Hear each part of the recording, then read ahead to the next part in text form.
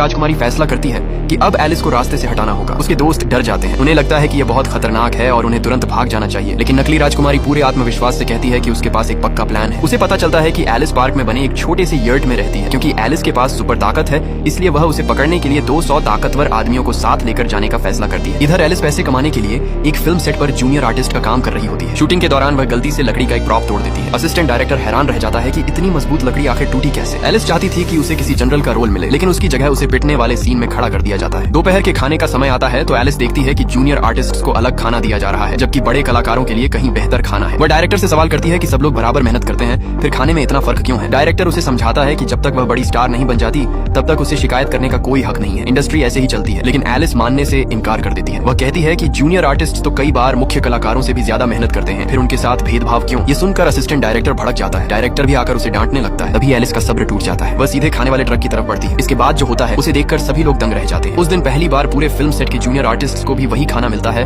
जो बड़े कलाकार खा रहे थे। फिल्म का हीरो एलिस के पास आता है। वह कहता है कि उसे एलिस की बेबाकी बहुत पसंद आई है और वह उसे एक ड्रिंक भी ऑफर करता है, लेकिन एलिस साफ मना कर देती है। वह कहती है कि वह दिखने में बिल्कुल भी अच्छा नहीं है, उसकी जगह पार्क बोगम को लेना चाहिए था। खाना खाने के बाद एलिस सभी जूनियर आर्टिस्ट के साथ हंसी मजाक करते हुए सीसॉ खेलने लगती है। उधर नकली राजकुमारी अपने 200 गुंडों के साथ पार्क पहुंच जाती है। उन्हें एलिस तो नहीं मिलती, लेकिन उसका यर्ट मिल जाता है। नकली राजकुमारी गुस्से में उसे पूरी तरह तोड़वा देती है। इसी दौरान सेक्रेटरी को अपने मुखबिर का फोन आता है। उसे समझ नहीं आता कि नकली राजकुमारी आखिर एक छोटे से यर्ट को क्यों तोड़वा रही है। उधर एलिस घर लौटते समय यह सब अपनी आंखों से देख लेती है। वह तुरंत वहां पहुंचकर सबको आदेश देती है कि उसका घर अभी के अभी पहले जैसा बनाओ, लेकिन कोई भी उसकी बात नहीं मानता। अगले ही पल एलिस सरगना को एक हाथ से हवा में उठा लेती है। यह नजारा देखकर सबके होश उड़ जाते हैं। सभी भागने की कोशिश करते हैं, लेकिन एलिस किसी को भी नहीं छोड़ती। कुछ ही मिनटों में वह 200 लोगों को अकेले ही धूल चटा देती है। ये सब देखकर जॉन भी पूरी तरह हैरान रह जाता है। एलिस उदास होकर कहती है कि अब उसके पास रहने की कोई जगह नहीं बची। जॉन बिना एक पल गंवाए उसका हाथ पकड़ता है और उसे अपने घर ले जाता है। घर पहुंचते ही वह एलिस से कहता है कि पहले जाकर नहा लो। एलिस भी बिना झिझक अपने घर की तरह वहां रहने लगती है। उधर जॉन बार बार दिन की घटना को याद करता है। उसे यकीन हो जाता है कि एलिस वही लड़की है जिसे ढूंढने के लिए